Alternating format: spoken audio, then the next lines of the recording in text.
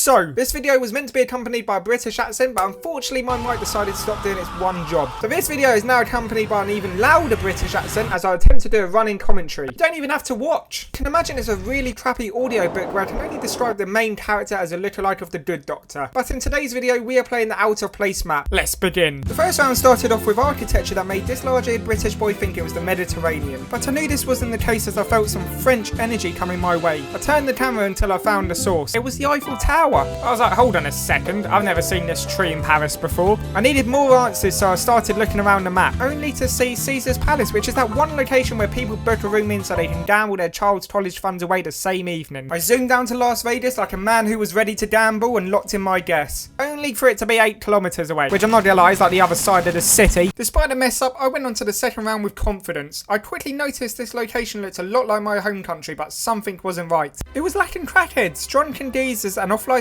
with inedible bacon sandwiches. But all of a sudden, a dose of nostalgia hit me hard like a BMW driver in a residential area. I had realised I had this location in the past and knew instantly it was Shanghai, China. Not being too confident in the exact location, I aimlessly clicked my mouse just like my average Valorant teammate. And it was correct, it was 34 kilometers away. But how did I even remember that? But I can't remember the month after October. Knowing that this could be my greatest aim of December, I was feeling even more confident. However, this next round was different. I was sitting on top of this balcony like a world leader, but I couldn't move and I had no domains in sight. I knew my biggest fear had come true. I had to guess the location based off geographical knowledge. But like every other Geoguessr player, I had a gut feeling, which in this case was Nigeria. I zoomed down to the capital city of Lagos with no idea if it would be correct. I locked in my hardest guess so far and it was incorrect. For the first time in my life I got Mozambique. I immediately set up a lawsuit on Geoguessr for misleading and false advertising. But I went on to the fourth round a little happier as I saw that I was able to navigate. Straight off the bat I thought it was Africa. But suddenly the Geoguessr gods blessed me as to my surprise I noticed the Brazil flag. Brazil is super difficult when it comes to distinguishing regions. But then I was gifted by the Amazon gods. Not the one in Brazil, the one owned by the bald man as my new Corsair headphones arrived. Not an ad by the way. But then I was blessed again by the Geoguessr gods as I saw a sign that said Recife on it, which is a beautiful city in the northeast of Brazil. I rushed down to the coastal city like a Brit rushes down to Benidorm in the summer. On the map I saw what I thought was a weird road, but turned out it was a sculpture which I then saw right in front of me, which helped me find the town square I was at, which resulted in, drumroll please, 5,000 points. A comeback was on the way as I knew there was a chance that I could beat my record.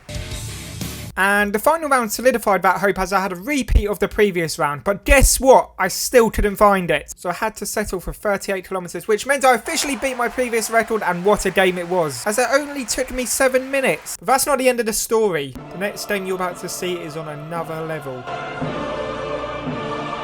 Milliseconds after loading into the game, I recognised that this was Singapore. But how could this be? It was meant to be a misleading map, but I got the location in seconds, which made me doubt myself. Then I saw a Singapore domain and didn't question it any further. I got 4,972 points. Woo! And this next round was even better. It was an incredibly British looking church, but I noticed something. One tiny detail that me noticing made a massive change in the course of this game. I noticed that the bricks of the church were brand new, which didn't seem right as the UK doesn't make new bricks. Us Brits just steal bricks from each other's building. My house only has one left. I then remembered about Thames Town, the town in Shanghai that was based off a British town. We had got it for the 3rd time. And this time I knew how to find it on the map. But I still got 4,999 points. Like, why couldn't they round it up? Knowing that this was the smartest I've been in months, I felt even more confident going on to this next round. Straight away I noticed that this road was incredibly steep. I then looked back down the very steep road and noticed the beginning of what I thought was a suspension bridge. Now here is a little equation that us Geoguessr players like to use. Steep street plus suspension bridge equals San Francisco. There was no debating. I noticed that we appeared to be in Chinatown, so I looked around the map until I found Chinatown, which didn't take me long at all. I then noticed we were facing east, so I looked for a road facing east as well as a suspension bridge and clicked right there. Turns out it was wrong, however, as we were actually on a different road. Out of pure anger, I went on to the next round in a bad mood as I missed out on 5,000 points. Now this is what you call an out of place location. Straight off the bat you could see nothing but snow and it looked like we was on top of a mountain, but for some reason I have a good memory. I remember having a very similar round to this quite some time ago. Maybe on the same map, who knows, but I was sure this had to be Australia. If you didn't know, somehow, some way Australia has snow. The same country that is mostly desert and has unnecessarily dangerous animals has snow. The way you can differentiate Australian ski slopes to the others around the world is by the trees. These are very Australian trees. Knowing that the ski resort was somewhere around New South Wales, I clicked on the first mountain range that I saw and hoped for the best. And it was good. Could have been more accurate, but 4,565 was pretty good when it comes to trying to find a ski resort in Australia.